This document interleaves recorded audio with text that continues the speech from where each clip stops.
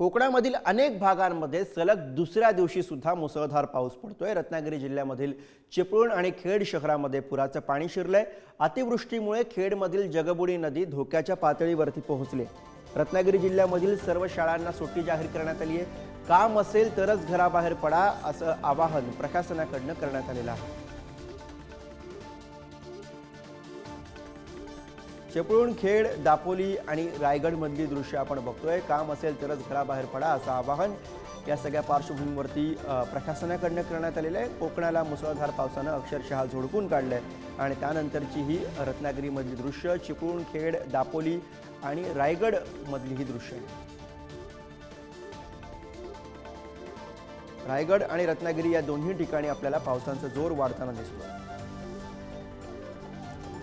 आणि याच विषयी आपण अधिक माहिती घेऊया। प्रतिनिधी अनुज जोशी सध्या आपल्या सोबत आहेत। अनुज, पावसाचा जोर आता सध्या कसा आहे? सकाळपासून सुद्धा पाऊस पडताना दिसतोय का किंवा रात्रीतनं काही जोरदार पाऊस झालाय का?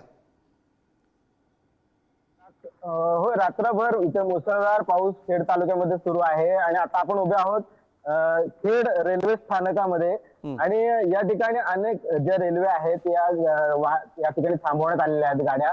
प्रवासी त्रस्त आहेत। आपल्यासोबत काही प्रवासी आहेत, आपण त्यांच्याबरोबर बोलूया। सातत्याने या ठिकाणी पाऊस पडतोय, काय तुमचे हाल झाले? हाल झाले म्हणजे सातत्याने सांगण्याचा उद्देश हाच आहे।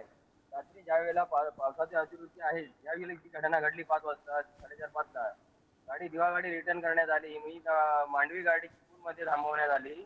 त्याच्यानंतर हे रेल्वे प्रशासन काय झोपलेलं आहे का? तुम्हाला एवढे वर्ष या रेल्वे प्रशासनाकडून या ठिकाणी प्रवाशांचे हाल झालेले आहेत असं या ठिकाणी प्रवाशांचं म्हणणं आहे। आपण इथे प्लॅटफॉर्मवर देखील पाहू शकताय, प्रवासी अगदी वैतागलेले आहेत रेल्वे प्रशासनावर आणि खेड शहरामध्ये देखील अद्याप पूर परिस्थिती कायम आहे। अनेक गाड्या रद्द करण्यात आल्या, अद्यापही रेल्वे प्रशासनाकडून योग्य प्रकारच्या सुविधा या प्रवाशांना मिळताना दिसत नाहीयेत।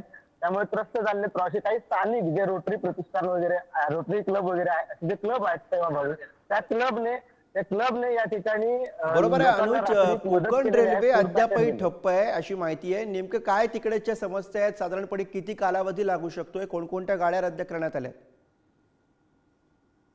आता सध्या तरी ज्या कोकण रेल्वे मार्गावरून धावणाऱ्या 7 गाड्या ज्या आहेत त्या रद्द करण्यात आलेल्या, म्हणजे त्यांची वाहतूक ते दुसऱ्या मार्गावरून वळवण्यात आलेली अशी माहिती मिळते।